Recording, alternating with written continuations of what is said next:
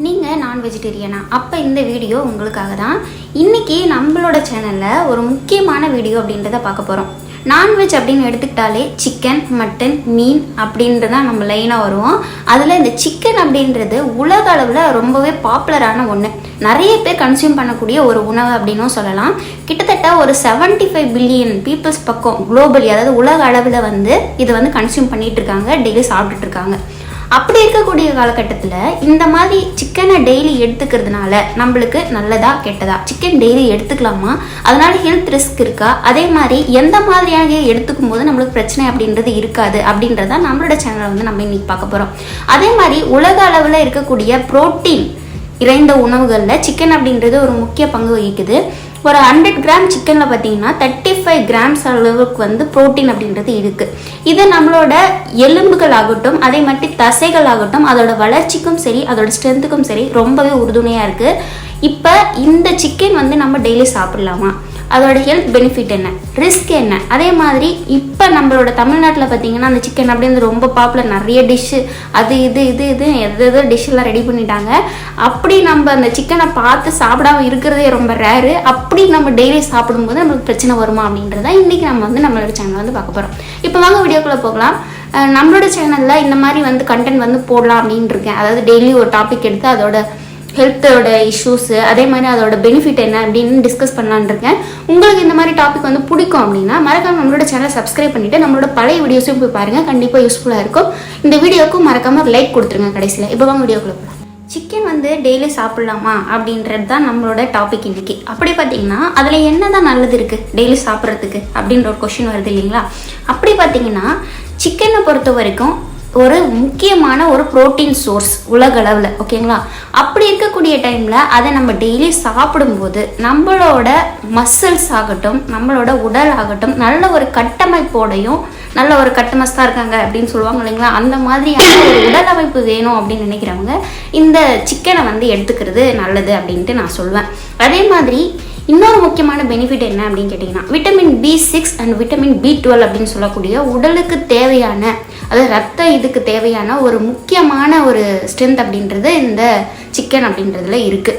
அடுத்து பார்த்திங்கன்னா selenium, phosphorus அப்படின்னு சொல்லக்கூடிய சத்துக்கள் அதிகமாக இருக்குது. இது என்ன பண்ணும் அப்படின்னு கேட்டிங்கன்னா நம்மளோட போன்ஸை வலிமையாக்கி நம்மளுக்கு நல்ல ஒரு ஸ்ட்ரென்த்து கொடுக்கும். அதே மாதிரி இந்த செலீனியம் அண்ட் பாஸ்பரஸ் ரெண்டுமே நம்மளோட நோய் எதிர்ப்பு சக்திக்கும் ரொம்ப ரொம்ப நல்லதுங்க. அதாவது இம்யூனிட்டி பவர் அப்படின்னு சொல்லுவோம் இல்லைங்களா? நம்ம உடம்புல எந்த ஒரு நோயும் வராமல் தடுக்கணும் அப்படின்னா இந்த இம்யூனிட்டி ஸ்ட்ரென்த் அப்படின்றது ரொம்ப ரொம்ப ரொம்ப இம்பார்ட்டண்ட்டு. அதை என்ன பண்ணும் அப்படின்னு கேட்டிங்கன்னா இந்த சிக்கன் அப்படின்றது நம்மளுக்கு கொடுக்கும். இதெல்லாம் தாண்டி ஒரு முக்கியமான விஷயம் என்ன அப்படின்னு கேட்டிங்கன்னா சிக்கன் ஈஸியாக நம்ம சமைச்சிடலாம், ஈஸியாக குக் ஆகிடும். அதனால் நம்ம இந்த மட்டன் மற்றதை விட ரொம்ப கஷ்டப்பட வேண்டிய வேலை இந்த சிக்கன் இல்லை. அதனாலே நம்ம தமிழ்நாட்டில் இருக்கிற நிறைய லேடிஸ்க்கு இந்த சிக்கன் அப்படின்றது ரொம்ப ரொம்ப பிடிக்கும் அப்படின்னு நான் நினைக்கிறேன். நம்ம என்ன பார்த்தோம், நல்லது என்ன சிக்கன் டெய்லி சாப்பிட்டா அப்படின்றத பார்த்தோம். அதே மாதிரி என்னென்ன ரிஸ்க் இருக்குது அப்படின்றதான் இப்போ பார்க்க போகிறோம். சிக்கன் நீங்கள் டெய்லி சாப்பிட்றீங்க அப்படின்னா என்னென்ன ரிஸ்க் இருக்குது அப்படின்றது தான் இப்போ நம்ம மெயினாக பார்க்க போகிறது. அதில் பார்த்தீங்கன்னா ஃபஸ்ட்டு நம்ம பார்க்குறது இப்போ நீங்கள் டெய்லி சிக்கன் எடுத்துக்கிறீங்க அப்படின்னா ப்ரோட்டீன் அப்படின்றது நம்ம உடம்புல அதிகமாக ஏறும், நம்மளுக்கு நல்ல ஒரு ப்ரோட்டீன் ஸ்ட்ரென்த்து கிடைக்கும். ஆனால் அதே டைமில் மற்ற ஸ்ட்ரென்த்து நம்மளுக்கு கிடைக்காது. அதாவது விட்டமின் B6 இருக்குது, விட்டமின் B12 இருக்குது, அது மட்டும் போதுமா? மற்ற சத்துக்களும் நம்மளுக்கு கிடைக்கணும். அது எதில் இருக்குது அப்படின்னு கேட்டிங்கன்னா வெஜிடபிள்ஸில் இருக்குது. ஆனால் நம்ம என்ன பண்ணுவோம், சிக்கனை மட்டும் அதிகமாக சாப்பிட்டுட்டு வெஜிடபிள்ஸை அவாய்ட் பண்ணிடுவோம். அது ரொம்ப ரொம்ப தப்பு. எப்பவுமே நீங்கள் சிக்கன் எடுக்கிறீங்க அப்படின்னா வெஜிடபிள்ஸும் அந்த அளவுக்கு போர்ஷன் அளவுக்கு எப்பவுமே எடுத்துக்கணும். இதுதான் ஒரு ஹெல்த்தியான ஒரு மீலாக இருக்கும், ஹெல்த்தியான ஒரு டெய்லி உங்களுக்கு ஃபுட் ஹேபிட்டாக இருக்கும் அப்படின்றது தான் என்னோட கருத்து. அடுத்து பார்த்தீங்கன்னா ஒரு முக்கியமான இன்னொரு ரிஸ்க் என்னென்னா டெய்லி சிக்கனே சாப்பிட்ருந்தா நம்மளுக்கு போர் அடிச்சிருங்க. அது ஒரு முக்கியமான ரிஸ்க் தானே. இப்போ டெய்லி சிக்கன் சாப்பிட்டுட்டே இருக்கீங்க, அப்போ உங்களுக்கு போர் அடிச்சிடும். அதில் என்ன தான் விதவிதமாக டிஷ்ஷு செஞ்சாலும் சாப்பிட்டு சிக்கனே திருப்பி சாப்பிடும்போது நம்மளுக்கே சளிச்சு போயிடும். இதுவும் ஒரு மிகப்பெரிய ரிஸ்க்கு. அந்த ஃபுட்டு மேலே ஒரு இன்ட்ரெஸ்ட் அப்படின்றது போயிடும் நம்மளுக்கு.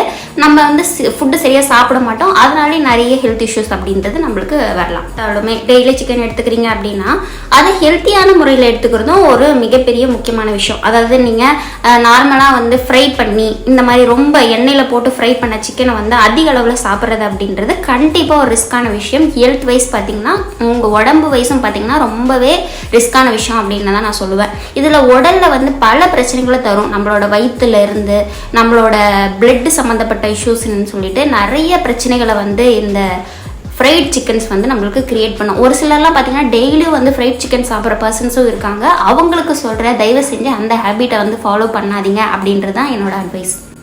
சரிங்க டாக்டர், இங்கே சிக்கன் சாப்பிடணும் சொல்கிறீங்க, சாப்பிட்டா ரிஸ்க் வரும்னு சொல்கிறீங்க, நல்லதுன்னு சொல்கிறீங்க, கெட்டதுன்னு சொல்கிறீங்க. அப்போ நாங்கள் எப்படி தான் சிக்கன் சாப்பிட்றது? எங்களுக்கு சிக்கன் ரொம்ப ரொம்ப பிடிக்குமே, அது சாப்பிடாம இருக்க முடியாதே அப்படின்னு நினைக்கிற வெறியான சிக்கன் ரசிகர்களுக்கு என்ன சொல்கிறேன் அப்படின்னு கேட்டிங்கன்னா, சிக்கனை நீங்கள் டெய்லி எடுத்துக்கலாம். அது எப்படி எடுத்துக்கணும் அப்படின்னு கேட்டிங்கன்னா, ஸ்டீம் பண்ணி, அதாவது வேக வச்சு, இல்லைனா வந்து ஒரு ஃப்ரை மாதிரி பண்ணி, நார்மலாக ஃப்ரை மாதிரி பண்ணி, ரொம்ப ஆயில் விட்டு அந்த மாதிரிலாம் பண்ணாமல் இந்த மாதிரி நீங்கள் சாப்பிட்லாம். அப்படி இல்லை அப்படின்னா நார்மலாக வேறு எதுனா எப்படி சொல்கிறதுனா, நார்மலாக வேக வச்சுட்டு அதை சின்ன சின்ன பீஸாக வந்து கட் பண்ணி அதை வந்து நீங்கள் நார்மலாக ஒரு ஃப்ரை மாதிரி பண்ணி அப்படி கூட நீங்கள் சாப்பிட்டுக்கலாம்.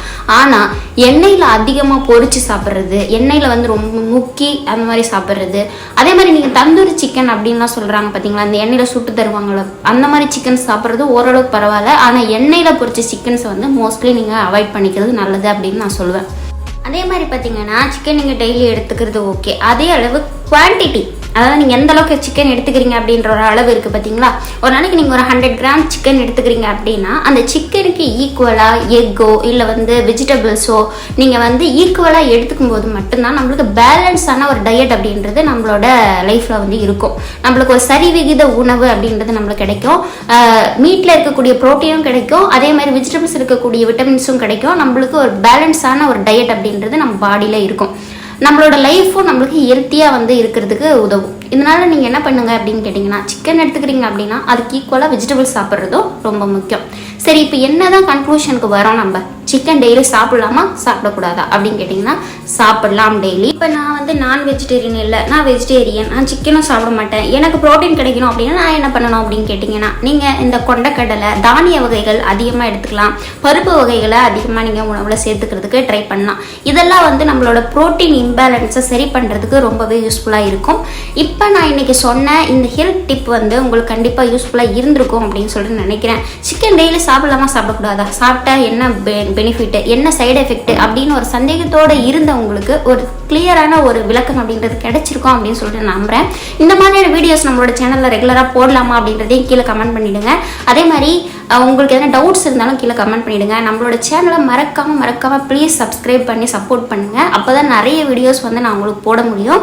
இன்னொரு வீடியோவில் இன்னொரு சூப்பரான ஒரு ஹெல்த் கண்டென்ட்டோட உங்களை வந்து நான் சந்திக்கிறேன். அது வரைக்கும் பாய்.